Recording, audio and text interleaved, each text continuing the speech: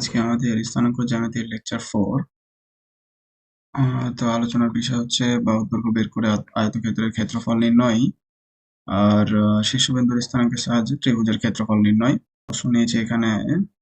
প্রশ্ন বলছে দেখাও যে ABCD বিন্দুগুলো একটি আয়তক্ষেত্রের 4টি শীর্ষবিন্দু আর কর্ণদ্বয়ের দৈর্ঘ্য এবং আয়তক্ষেত্রটির ক্ষেত্রফল নির্ণয় করতে হবে। তো ফার্স্ট অফ অল আমরা আগে বাহুর দৈর্ঘ্যগুলো বের করে নিব। তো এখানে AB বাহুর দৈর্ঘ্য হচ্ছে √0 minus 2 মানে 0 plus 2 square minus 1 minus 3 square। এখান থেকে পাবো 16 √20 একক। AB বাহুর দৈর্ঘ্য। এবার আমরা বের করবো BC বাহুর দৈর্ঘ্য। BC এর ক্ষেত্রে -2 minus 6 whole square plus 3 minus 7 whole square। এখান থেকে পাবো 64 প্লাস এখান থেকে পাবো 16 √80 একক। এরপরে আমরা বের করব CD বাহুর দৈর্ঘ্য। CD হচ্ছে 6 minus 8 whole square plus 7 minus 3 whole square। এখান থেকে আমরা পাবো plus 16 that means √20 একক। এরপরে আমরা বের করব AD বাহুর দৈর্ঘ্য। AD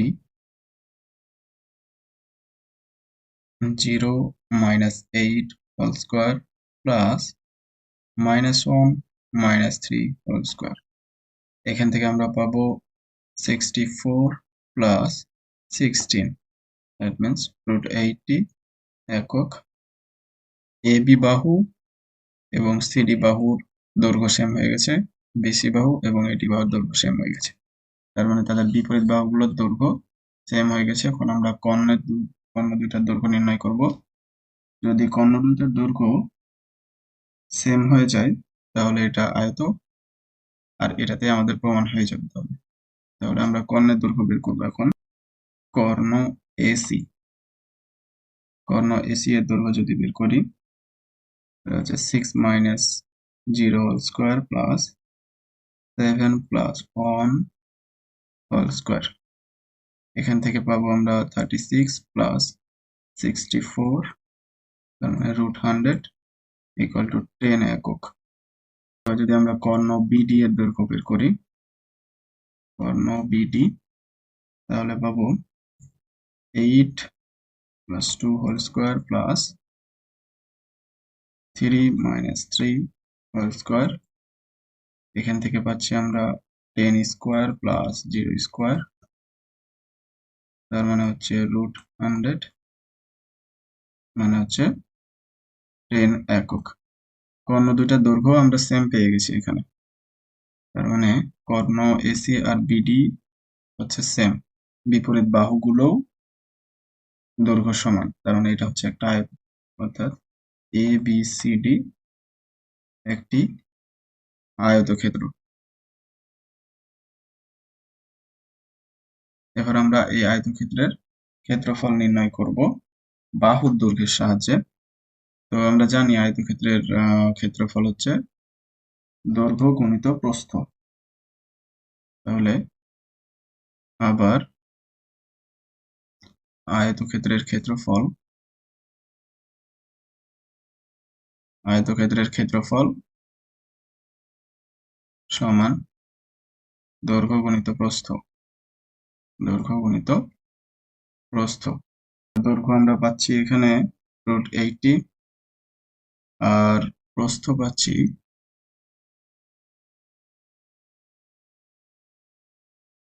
√20। তাহলে এই দুইটা যদি আমরা গুণ করি তাহলে পাবো বর্গ একক। এটা হচ্ছে ABCD আয়তক্ষেত্রের ক্ষেত্রফল। এখন আমরা আরেকটা পদ্ধতিতে ত্রিভুজের ক্ষেত্রফল বের করা দেখব।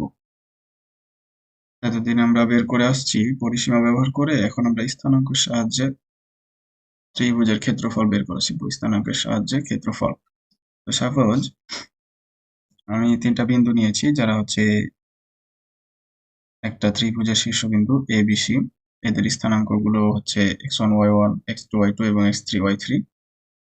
তো ABC এর ত্রিভুজের ক্ষেত্রফল হবে এই সূত্রের সাহায্যে এইরকম। এটার বিস্তারিত রূপটা একটু লিখি, এটা থেকে কিভাবে আমরা ভেঙে লিখব। এটা হচ্ছে এখানে x1 এর সাথে y2 এর গুণ করতে হবে, x1 y2 প্লাস x2 এর সাথে y3 প্লাস x3 এর সাথে y1। এবার নিচ থেকে উপরের দিকে তাহলে হচ্ছে এবার মাইনাস দিতে হবে x2 y1 minus x3 y2 minus x1 y3। এটাই হচ্ছে এর বিস্তারিত রূপ, যা আসবে এটার ভ্যালু সেটাই হচ্ছে ABC ত্রিভুজের ক্ষেত্রফল। তো আমরা একটা প্রশ্নে চলে যাই সমস্যার সমাধানে। এখানে দেওয়া আছে ABC একটা ত্রিভুজের ক্ষেত্রফল নির্ণয় করতে বলেছে আমাদেরকে, যাদের শীর্ষবিন্দুর স্থানাঙ্কগুলো এখানে দেওয়া আছে। তাহলে ABC ত্রিভুজের ক্ষেত্রফল আমরা নির্ণয় করি। ত্রিভুজ ABC এর ক্ষেত্রফল ওই সূত্র অনুযায়ী 2 3 5 6 -1 4। আর প্রথমে আমরা যে বিন্দুটা বসিয়েছি সেই বিন্দুটাকে আবার রিপিট করতে হবে 2 3। এটা অবশ্যই ঘড়ির কাঁটার বিপরীত দিকে দেখেই নিতে হবে। আমি ঘড়ির কাঁটার বিপরীত দেখেই নিয়েছি। আমি আবার বলছি, এটা ঘড়ির কাঁটার বিপরীত দিক থেকে দেখেই নিতে হবে। ABC এটা ঘড়ির কাঁটার বিপরীত দিকে ছিল, আমি ওইভাবেই নিয়েছি। এখন যদি এটা আমরা ক্যালকুলেট করি তাহলে এখানে পাবো 2 × 6 that means 12 plus 20 minus 3 minus 3 × 5 15 minus plus 6 minus 8। তো এখান থেকে যদি আমরা ক্যালকুলেট করি তাহলে পাবো 12। তো যদি আমি 2 দ্বারা ভাগ করে দিই তাহলে 6, অর্থাৎ ABC ত্রিভুজের ক্ষেত্রফল হচ্ছে 6 বর্গ একক। এটাই হচ্ছে ABC ত্রিভুজের ক্ষেত্রফল।